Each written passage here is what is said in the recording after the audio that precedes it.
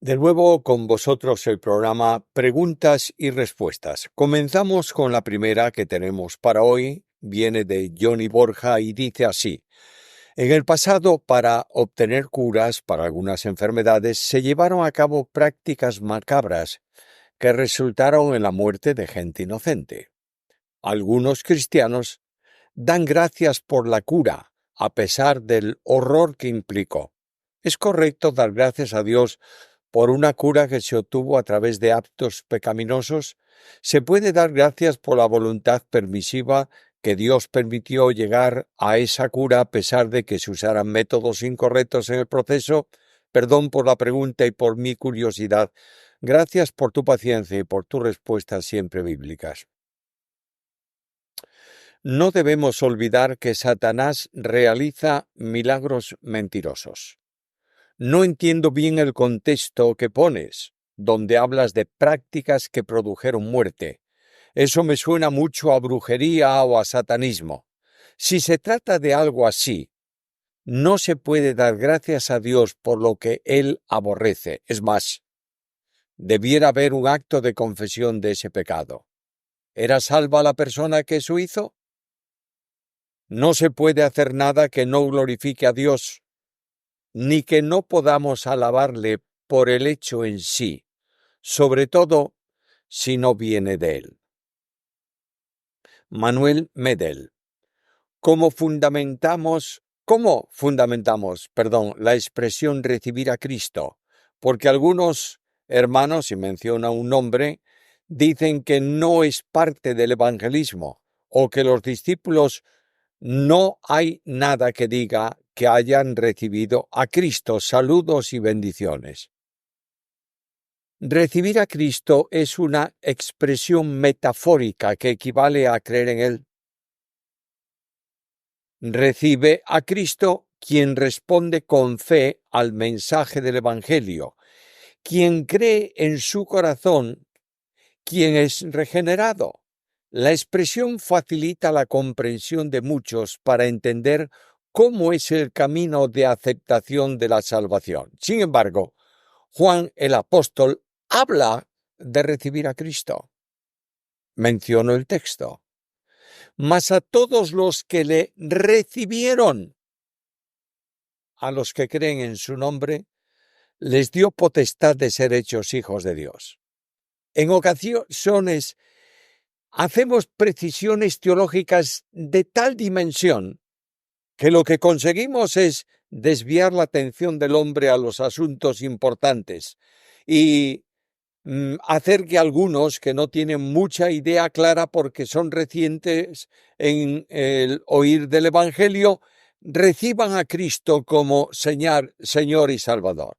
Dejemos precisiones puntuales de ese calibre para teólogos que discuten entre sí cómo hay que decir o no decir. Y anunciemos a todos que quien recibe a Cristo como Salvador personal, quien lo acepta como Señor y Salvador, recibe el perdón de pecados y la vida eterna. Esteban Verón. Tengo una pregunta que atañe a las llamadas ciencias bíblicas. Se ha puesto de moda en las redes sociales hacer distinción entre el Jesús histórico y el Cristo de la fe. Cuando uno escucha a quienes hablan de esto, pareciera que hablaran de dos seres completamente distintos. El uno completamente humano y desprendido de toda divinidad, y el otro completamente idealizado. ¿Es legítimo hacer tal distinción? ¿Cómo podemos responder a quienes lo hacen? La distinción entre el Jesús histórico y el Jesús de la fe o el Cristo de la fe es una enseñanza, por lo menos heterodoxa, lejos de toda verdad bíblica, que enseña que hubo un Jesús histórico, un hombre como cualquier otro, que tuvo una vida honesta, que sin duda pudo haber hecho señales, y que a este Jesús histórico la Iglesia lo rodeó de milagros y de obras sobrenaturales que nunca existieron para crear el Cristo de la fe. De manera que cuando Jesús caminó sobre el mar, para estos no fue un milagro, sino que anduvo sobre agua poco profunda cerca de la ribera del mar de Galilea. La multiplicación de los panes y de los peces nunca existió. Es un relato mitológico para enseñar que Dios puede alimentar a multitudes. Lamentablemente, este camino liberal, que ya el mundo liberal católico o protestante rechaza, viene a envenenar a algunos llamados maestros del mundo evangélicos, a cautivar a predicadores que quieren enseñar algo nuevo. Y todo esto está causando un serio problema que Satanás usa para destruir la fe de los hermanos. Cuando oigas de la distinción entre el Jesús histórico y el Cristo de la fe, entiende lo que se está enseñando es una doctrina de demonios. Esteban Verón. En este mismo sentido, ¿qué opinión tiene del libro de Benedicto XVI, Jesús de Nazaret? No se puede negar que Ratzinger es un especialista en cristología y que sus libros sobre Jesús de Nazaret abordan el tema del Jesús histórico, ojo con esto que digo, como el Hijo de Dios, anulando eso del Cristo de la fe y asumiendo que todas las acciones de Jesús como hombre están enraizadas en quién es, el Verbo eterno manifestado en carne. Manuel, bendiciones, hermanos. Dios escucha todas las oraciones. Y en Apocalipsis 10:4 está hablando de que habrá más juicio aparte de los 21. Mira, Dios escucha la oración del que eleva su corazón a Él siempre. De forma especial, por supuesto, cuando es la de un hijo suyo. Lo que Dios dice a Juan es lo que expresó por medio de los truenos, que no puede revelarse a los hombres. El contenido debía quedar en el secreto de Juan. No era, por tanto, transmisible a la Iglesia. No olvidemos que las cosas reveladas son para todos nosotros y las no reveladas, las ocultas, son solo para Dios. Deuteronomio 29:29. Carmen Mara. ¿Podría decir algo sobre los tatuajes y por qué un cristiano no debe tatuarse? Mira, este tema no genera más que polémicas. La Biblia no prohíbe esa acción, si bien algunos usan los textos del Antiguo Testamento como no cortarás tu piel ni harás tatuajes, Levítico 19:28, pero esas prohibiciones correspondían a los cortes y a las marcas que hacía el mundo idolátrico para servir a sus dioses. Valga, por ejemplo, los profetas de Baal que se sajaban con lancetas y Dios prohíbe sajar el cuerpo en ese sentido. Se insiste también en que el cuerpo es templo de Dios. 1 Corintios 6, 19, 20, y que no debe marcarse o modificarse. Pero eso afecta a todo, incluyendo rasurar la barba, cortar el pelo, etcétera, etcétera.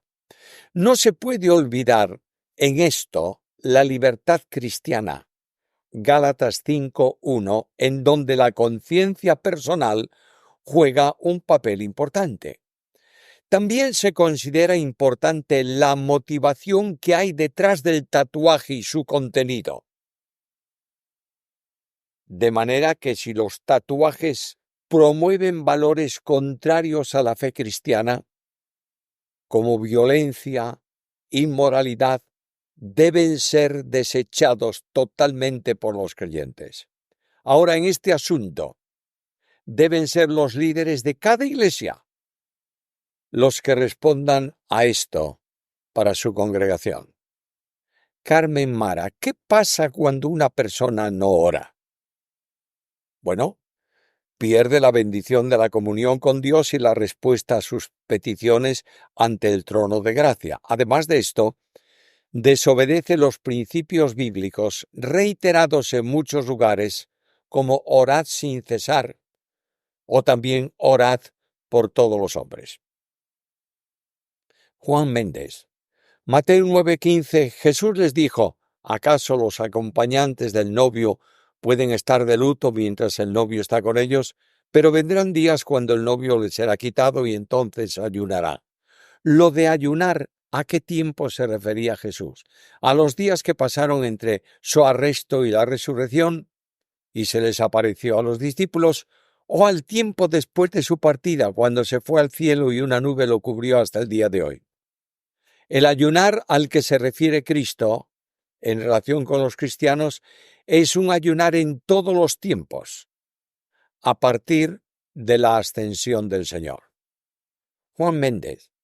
Mateo 22, 11, 14. Cuando el rey entró para ver a los invitados y se encontró con uno que no estaba vestido para la boda, le dijo: amigo, ¿cómo fue que entraste aquí sin estar vestido para la boda? Y aquel enmudeció. Entonces el rey dijo a los que le servían: aten a este de pies y manos y échenlo de aquí, a las tinieblas de afuera. En esta parábola, ¿qué quiso enseñar Jesús?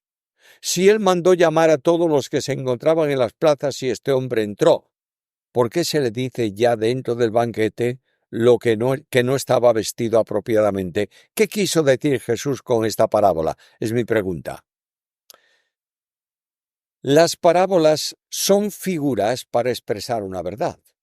Los judíos de los tiempos de Cristo pensaban que entrar al reino de los cielos se conseguía mediante la práctica de su propia justicia personal. No todas las figuras o los elementos de una parábola tienen interpretación.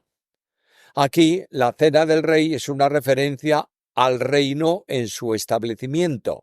Allí hay uno que pretendía entrar en el banquete sin el traje adecuado, escondido entre la multitud para escapar a la justicia divina.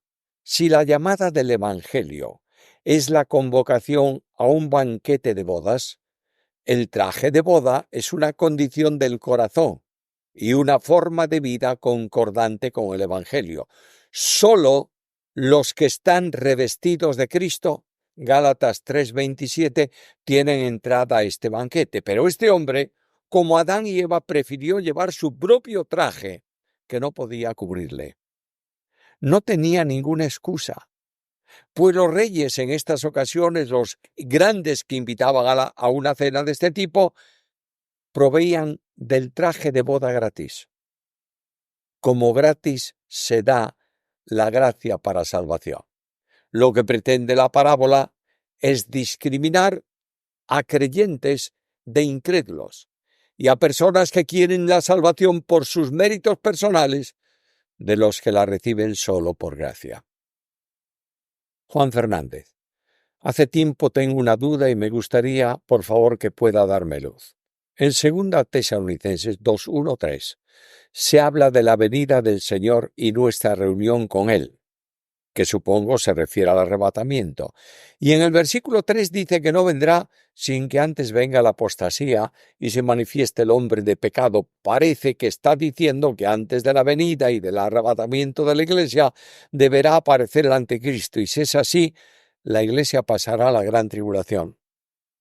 Vamos a tomar esos versículos independientemente, aunque son un conjunto.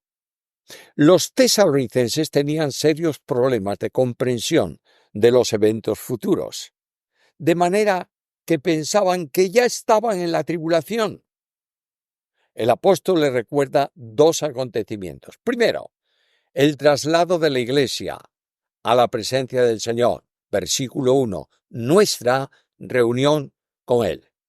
En el versículo 2 introduce la advertencia sobre el tiempo de la tribulación, que él llama Día del Señor, pensando ellos que ya había llegado o que había comenzado.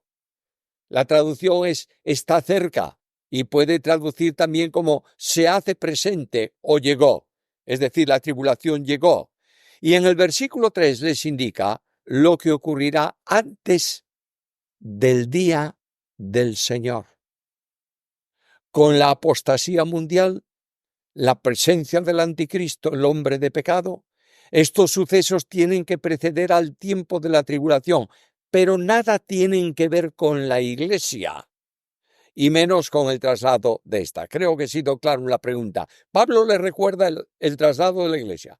En segundo lugar, les dice, no estáis en la tribulación ni ha llegado por vuestros problemas, vuestras aflicciones, sino que la tribulación vendrá cuando se cumplan antes estas señales. Juan Fernández, ¿es el hombre tricótomo o dicótomo?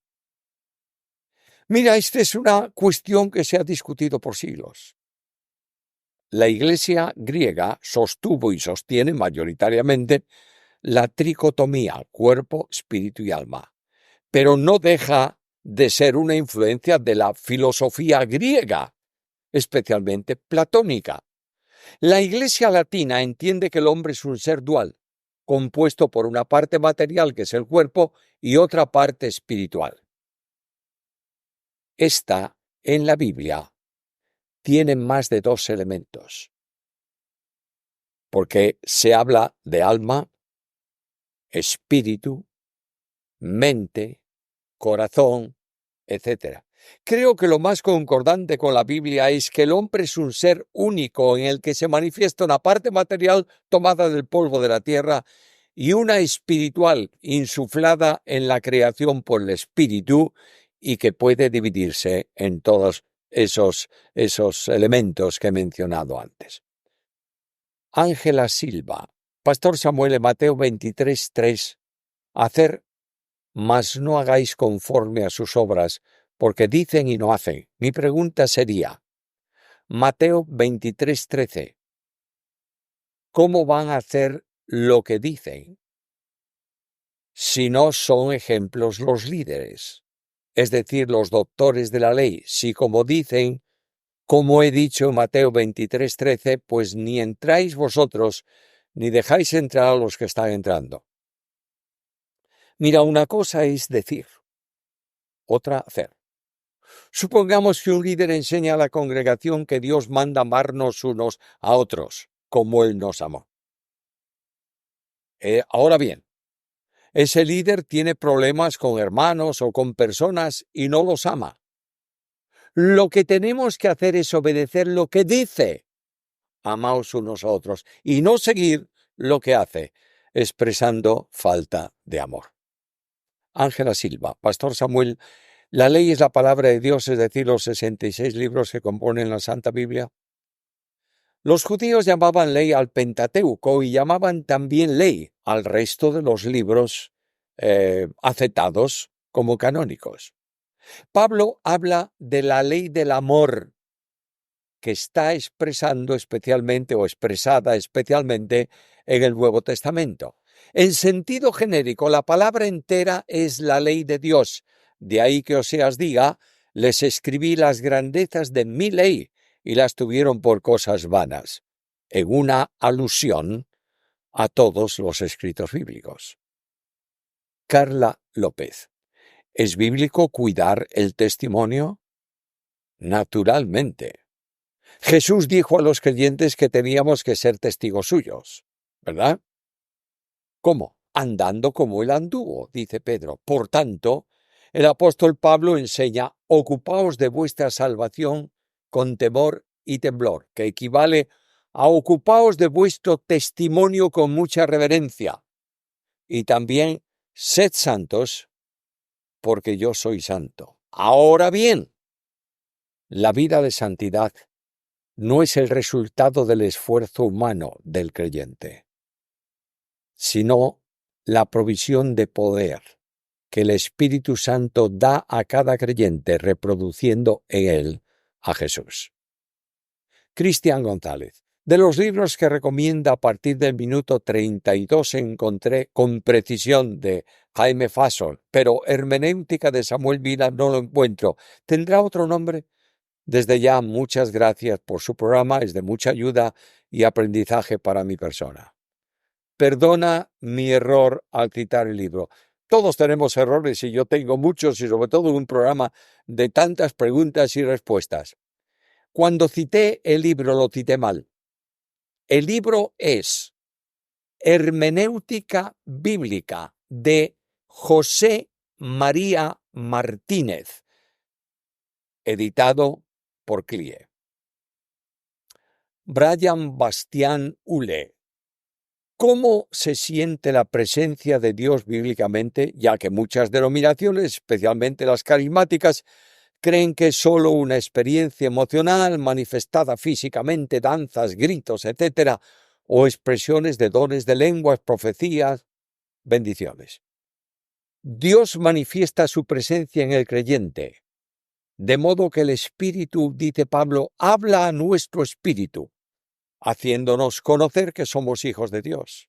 La presencia de Dios se hace sensible por la acción del Espíritu, mediante el cual Dios produce en nosotros el saber o el querer y el hacer por su buena voluntad. Dios puede manifestarse en el cristiano por medio de su palabra, que cuando es aplicada por el Espíritu produce resultados personales que llevan a una vida en consonancia con la voluntad de Dios. Ahora bien, permitidme ser muy claro en esto. La histeria de muchos carismáticos que hacen creer que la presencia de Dios tiene que ir acompañado de un espectáculo casi fuera de control, de saltos, gritos, caídas, etcétera, etcétera, como si Dios se hace sensible al ruido y al escándalo. Cuando a Elías, por ejemplo, se le manifestó en un silbo suave y apacible, el descontrol se justifica por estas personas como espiritualidad. Pero esto ocurría ya en Corinto, donde el apóstol llama al orden y dice que si algún extraño al evangelio viene a una reunión así y presencia ese espectáculo de locura, dirán que están locos. Escuchad, por favor. Dios es un Dios de orden y no un Dios de escándalo y de confusión. Nanakas. Me gustaría que, por favor, me pudiera explicar o aclarar si está bien hacer promesas a Dios a cambio de que Él conteste alguna petición, ya que escucho a algunos creyentes compartir esto, por ejemplo, pidiendo por restauración, salud, etc. Y si Dios contesta esa petición, ellos harán ciertas cosas, como servir en tal lugar, acudir a algún campo misionero, cosas así. ¿Es correcto? ¿Es bíblico? Las bendiciones y la gracia de Dios no se compra. Tratar de negociar con Dios a cambio de recibir algo es pecado. El creyente tiene que estar dispuesto a ir donde el Señor le indique y hacerlo sin ninguna demanda. Es decir, servir donde sea, hacer lo que el Señor indique, pero no para recibir algo a cambio, para su propia disposición personal. Dani Jiménez. Quería preguntar cuándo saldrá a la venta el cuarto tomo de su teología. He visto en Amazon que ya lo publican, pero no veo fechas. ¿Podría usted decirnos algo al respecto? Supongo que en el mes de septiembre próximo estará publicado y a la venta, y antes de fin de año estará también a la venta el libro de Cristología. Gregorio Rodríguez. ¿De qué debo salvarme? No quedó claro. Vídeo de Calvino. No entiendo la pregunta. Debo ser salvo por Dios de mi pecado y condenación. Yo no puedo salvarme de nada, porque la salvación es de Dios. Manuel Leiva. Buenas noches, pastor. Mi hermano Manuel escribió la pregunta por la noche. Pido disculpas si esta pregunta ya la ha contestado muchas veces, pero tengo un gran deseo de que nuestro Señor me muestre la verdad en este tema. Hace poco estuve escuchando una prédica de Efesios 2 del pastor Francisco La Cueva, donde comenta algo sobre el monergismo, el sinergismo y un término que él mismo crea llamado energismo. Perdón si no está bien escrito. ¿Podría explicarme un poco más sobre este término? Entiendo que la muerte de nuestro Señor Jesús en la cruz debió ser necesariamente por todo el mundo, ya que de haber sido solo por los escogidos, volvería a Dios mentiroso cuando dice que Él llama, que el que llama se le abrirá y desea que nadie se pierda y que somos salvos por gracia y la fe es el medio que utiliza. Pero no entiendo cómo puede haber algunos que puedan resistirse a la gracia de Dios y a su poder para salvación. Tengo gran conflicto con esto porque he estudiado mucho la corriente calvinista, pero no deseo dejarme llevar por corrientes humanas, sino por la verdad de la palabra de Dios. Pero necesito aclarar mis dudas con personas a las que Dios les ha dado sabiduría. Saludos y bendiciones, pastor. Me formulas una pregunta muy amplia y en cierta medida está un tanto fuera de la percepción general del público porque se requiere bastante teología y bastante filosofía. Voy a sintetizar esos tres elementos. El monergismo es una posición doctrinal que sostiene que la salvación es enteramente obra de Dios. Según esta perspectiva, la regeneración, nuevo nacimiento espiritual, es obra exclusiva de la gracia divina sin cooperación alguna del ser humano. Los monergistas creen que el ser humano en su estado natural está completamente incapacitado para ir a Dios o para contribuir en algo a su salvación, incluyendo el creer, debido a su naturaleza pecaminosa. Por lo tanto, es solo Dios que actúa para salvar desde la elección hasta la glorificación. Este enfoque es característico de las tradiciones calvinistas extremas y reformadas. El sinergismo sostiene que la salvación es el resultado de una cooperación entre la gracia divina y la voluntad humana.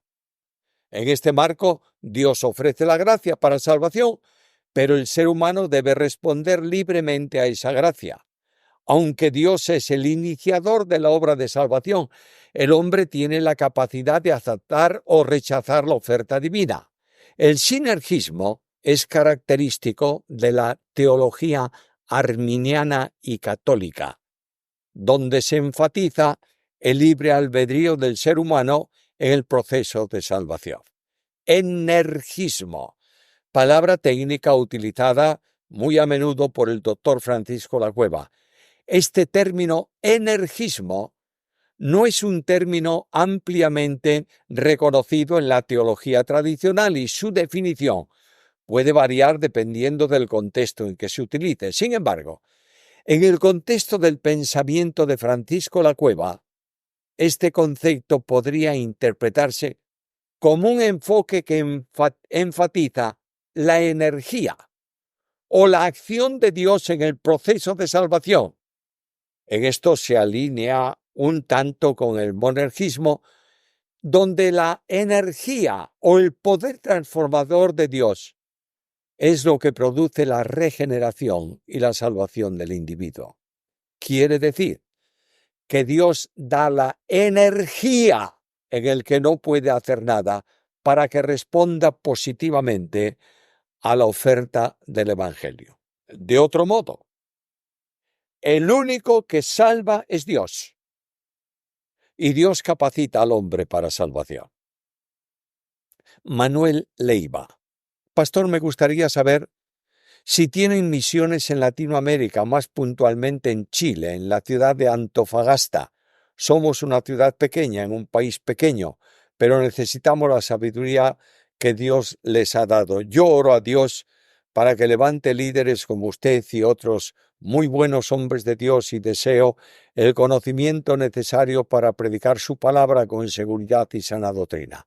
Deseo ser discipulado por gente de su congregación para permitir a mis compatriotas la dicha de experimentar la sana doctrina alejada de filosofías humanas. Sé que es difícil por la distancia, pero la tecnología actual nos permite acortar y eliminar esos problemas. Bendiciones, pastor.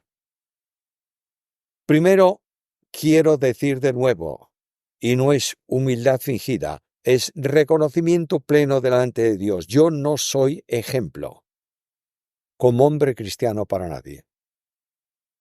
Segundo, no tenemos ninguna actividad ni organización fuera de la Asociación Teológica Samuel Pérez Millos, que tiene varios ministerios y que está en Vigo, España. Por tanto, lamentablemente, no podemos extendernos mucho más porque no somos capaces de atender todo lo que vendría encima de nosotros. Edgar Carrillo, ¿el voto de Jefté sacrificó a su hija o no? Ya contesté esta pregunta. Por todo lo que se puede deducir con base bíblica, no sacrificó literalmente a su hija dándole muerte, pero la condenó a no casarse en toda su vida. Esta pregunta cierra por el día de hoy nuestro programa de preguntas y respuestas. Queremos invitaros a que compartáis la presencia del canal e indiquéis a otros que existe este ministerio para que se suscriban al mismo, puedan recibir los demás programas que tenemos semanalmente. Mientras tanto, esperamos en la voluntad del Señor un nuevo encuentro con vuestra presencia en este programa de preguntas y respuestas.